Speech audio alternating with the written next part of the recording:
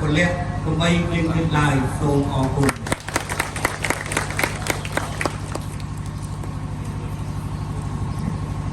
បាទសូមគោរពតាមអរគុណចំពោះលោកអាទិជាអ្នកកាត់តាមតាមជួយឲ្យការស្វាគមន៍ដែលមានប្រសាទគឺកម្ពុជា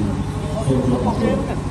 ជាគណៈបរិមាសូមគោរពជឿទីនៃការបោះឆ្នោតជ្រើសរើសដាក់ដំណជូនអង្គទីសូមគោរពជឿសូមអបអរសាទរ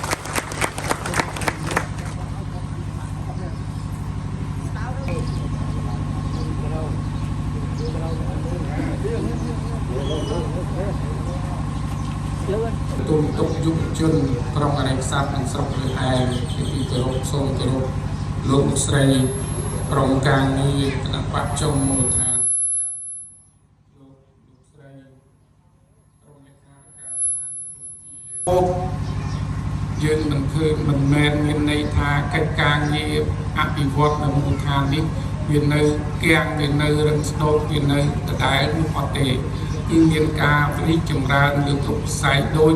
ដែលរបាយការណ៍លោកអែមទីបានលើកឡើងបាញ់មិញនេះក៏ដោយសារការយកចិត្តទុកដាក់ពីសំណាក់ក្រុមការងារដែលមានអាដាមប្រធានអាដាមលោកប្រធាន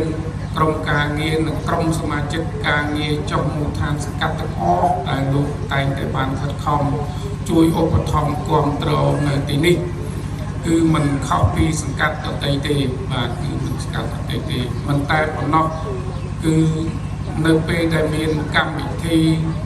ពិធីតូចធំនៅក្នុងមូលដ្ឋានតែងតែមានការគាំទ្រឧបត្ថម្ភជានិច្ចពីសំណាក់ក្រុមការងារគណៈបកដែលចុះមូលដ្ឋាននៅទីនេះដូច្នេះហើយខ្ញុំសូមយកឱកាសនេះសូមថ្លែងនូវគុណហើយនឹងសូមអបអរសាទរទាំងអស់គ្នាបាទសូមអនុញ្ញាតពីឈ្មោះលោកជីនីជាសិស្សដែលបន្តការសិក្សានៅសាកលវិទ្យាល័យNorton ហើយបន្តការសិក្សាលើជំនាញរដ្ឋបាលសាធារណៈខ្ញុំបានមានលេខរៀង005សូមបោកឆ្នោតជូនរូបខ្ញុំផងបាទជាបឋមនេះខ្ញុំសូមគោរពដល់គណៈធិបតីនិងអង្គកម្មវិធីទាំងមូលខ្ញុំឈ្មោះសេងភីមថ្ងៃនេះមានកិត្តិយសណាស់ដែលបានចូលឈ្មោះជាសមាជិកដើម្បីបោះឆ្នោតជ្រើសរើសប្រធានយុវជនគណៈបកប្រជាជនកម្ពុជាហើយក៏អរគុណបងប្អូនទាំងអស់ដែលបានចូលរួមបើស្រឡាញ់និងពេញចិត្តកុំភ្លេចបោះឆ្នោតឲ្យរូបនេះខ្ញុំដែលមានលេខរៀង06សូមអរគុណជាបន្តនេះខ្ញុំសូមគោរពជំរាបសួរដល់គណៈធិបតីនិងសូមគោរពជំរាបសួរដល់អង្គភាពទាំងមូលនេះខ្ញុំឈ្មោះស៊ីតារ៉នមកពីភូមិថ្នាក់ការហើយខ្ញុំបានបញ្ចប់នៅថ្នាក់បញ្ញាបត្រផ្នែកវិទ្យាសាស្ត្រសូមថ្លែងអំណរគុណយ៉ាងជ្រាលជ្រៅចំពោះគណៈបកសង្កាត់ដែលបានផ្ដល់កិត្តិយសដល់នាងខ្ញុំឲ្យចូលឈ្មោះជាបេក្ខជននៅក្នុងការ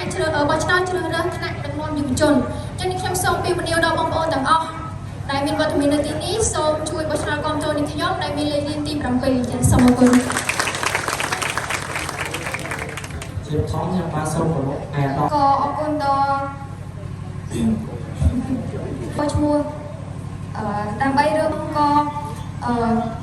អរគុណដល់កម្រិតបព្វធម៌សញ្ញាបត្រវិសុទ្ធសិក្សាទុតិយភូមិសប្តាហ៍ថ្ងៃខ្ញុំធ្វើការជាអำនวยការរដ្ឋបាលសង្កាត់និងជាការិយាកុំព្យូទ័រគណៈបកសង្កាត់បារម្ភខ្ញុំសូមអរគុណដល់គណៈធិបតីគណៈបកក្រុមនិងគណៈបកសង្កាត់ដែលបានផ្ដល់ឱកាសឲ្យខ្ញុំបានចូលឈ្មោះបោះឆ្នោតគឺទី1ខ្ញុំចង់បង្កើតជាពលរដ្ឋនៅក្នុងស្រុកកំណើត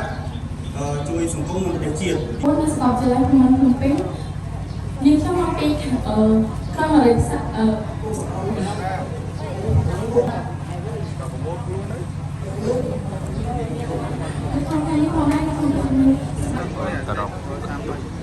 តាមបទឆ្នោតជ្រើសរើសជនស្បាក់មកការពីឆ្នាំមាន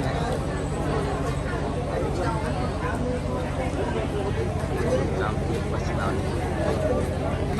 ការចាំកំពេញឲ្យជាកំពេញឲ្យត្រូវគ្នាណាការពីលោកពោតពីរំទទួលបាន114សម្លេង